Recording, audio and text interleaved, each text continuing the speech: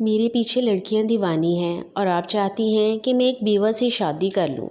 شہروز نے کہکا لگایا۔ اس کے لہجے میں غرور تھا، وہی غرور جو دولت، خوبصورتی اور لاڈ انسان کے اندر بھر دیتے ہیں۔ سامنے بیٹھی دادی جان نے افسوس سے اسے دیکھا۔ تم صرف وقتی نکاح کر لو شہروز، انہوں نے آہستہ سے کہا۔ اس کے بدلے میں خان حویلی تمہارے نام کر دوں گی۔ یہ سنتے ہی شہروز کی ہنسی رک گئی۔ خان حویلی، وہی حویلی جو اس کی ضد تھی، وہی حویلی جسے دادی جان اس کے ستیلے بھائی حمزہ کے نام کرنے والی تھی۔ کون ہے لڑکی؟ اس نے فوراً پوچھا۔ میری نواسی مہین، بیوہ ہے نا؟ ہاں، مگر بے کردار نہیں، قسمت کی ماری ہے بس۔ شہروز نے بیزاری سے سر جھٹکایا۔ ٹھیک ہے، منظور ہے۔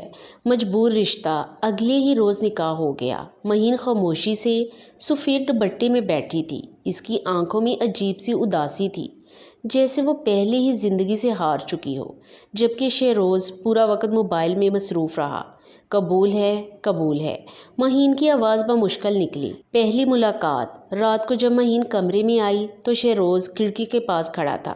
دیکھو، اس نے بنا اس کی طرف دیکھے کہا، یہ شادی صرف دادی کے لیے ہے، میرے دل میں تمہارے لیے کوئی جگہ نہیں، اس لیے غلط فہمی مت پالنا۔ مہین خاموش رہی۔ اور جیسے ہی حویلی میرے نام ہوئی، یہ رشتہ ختم ہو جائے گا۔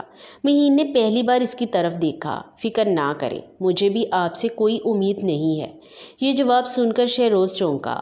پہلی بار کسی لڑکی نے اس کے غرور کو اہمیت نہیں دی تھی۔ خاموش عورت۔ دن گزرنے لگے۔ مہین پورا گھر کا خیال رکھتی، دادی جان کی خدمت کرتی، مگر شہروز سے ہمیشہ فاصلے میں رہتی۔ وہ نہ شکایت کرتی، نہ حق جتاتی، اور یہی بات شہروز کو بے چین کرنے لگی۔ تم ہمیشہ اتنی خاموش کیوں رہتی ہو؟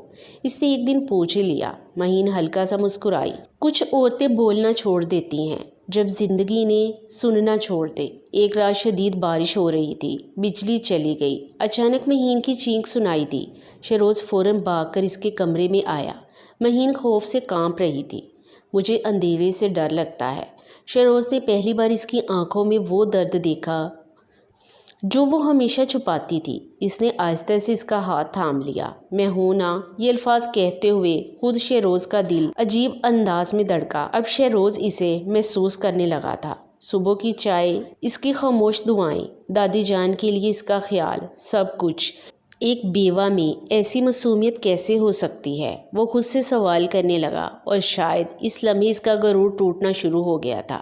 مگر مہین کے ماضی میں ایک راز تھا، ایک ایسا راز جو اگر سامنے آ جاتا تو سب کچھ بدل دیتا، اور شہروز ابھی اس طوفان سے بے خبر تھا۔ اگر آپ اس کا پارٹ 2 دیکھنا چاہتے ہیں تو مجھے کمنٹ کر کے بتائیں۔